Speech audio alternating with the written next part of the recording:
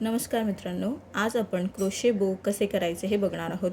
Crochet बो हे आपण वेगवेगळ्या आपल्या ॲक्सेसरीज डेकोरेट करायलाही वापरू शकतो, जसं की आपण असे क्लिप्सना हे ॲक्सेसरीज म्हणून लावू शकतो। It looks very nice. तर आपण सुरू करूया आपल्या क्रोशे बो कसे करायचे हे बघूया। आणि त्यासाठी लागणारं साहित्य आहे कटर, सुई आणि लोकर।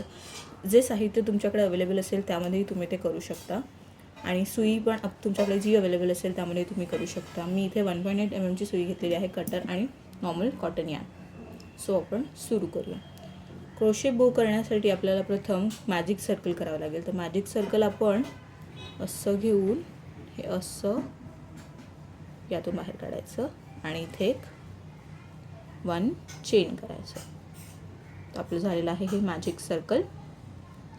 आणि आता आपण क्रोशे बोसाठी 4 चेन्स करणार आहोत। तर 1 2 3 आणि 4। त्यानंतर आपण 3 ट्रबल क्रोशे करणार आहोत। ट्रबल क्रोशे आपण आधीच्या व्हिडिओमध्ये पाहिले होते, ते असे करतात 1 2 आणि ते मॅजिक सर्कलमध्ये टाकून 2 यातून बाहेर काढायचं आहे। 3 अशा प्रकारे आपण 3 ट्रबल क्रोशे करणार आहोत। हे 1 झालेलं आहे, हे 2 आणि हे 3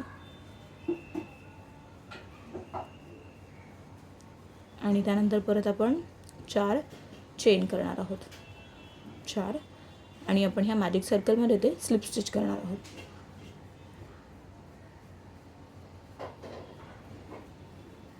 झालं। आता आपण पुन्हा 4 चेन करणार आहोत, 1 2 3 आणि 4। त्यानंतर परत आपण 3 ट्रबल क्रोशे करणार आहोत, 1 2 आणि 3।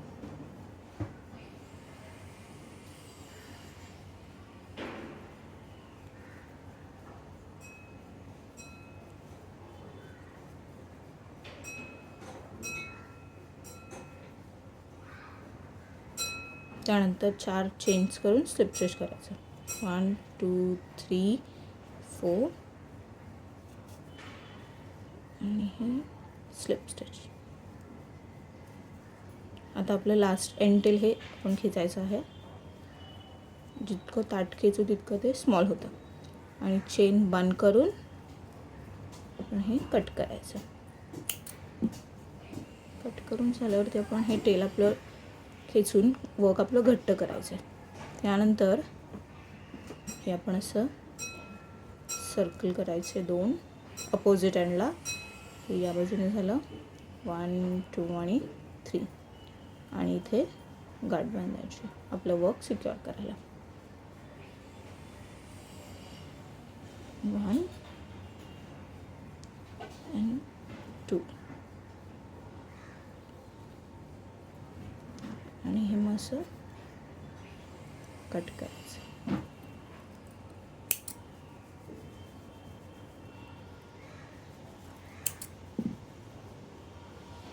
आपलं क्रोशे बो हे तयार झालेलं आहे। आपण हे अशा प्रकारे क्लिप्सना लावू शकतो, हेअरबँड्सना लावू शकतो छानपैकी। आणि आपण हे ग्लू गनच्या वापराने चिकटवू शकतो क्लिप्सना। तुम्हाला आजचा व्हिडिओ कसा वाटला मला नक्कीच सांगा आणि लाईक, शेअर आणि सबस्क्राईब करा। आणि आपण भेटू पुढच्या व्हिडिओमध्ये। Thank you for watching.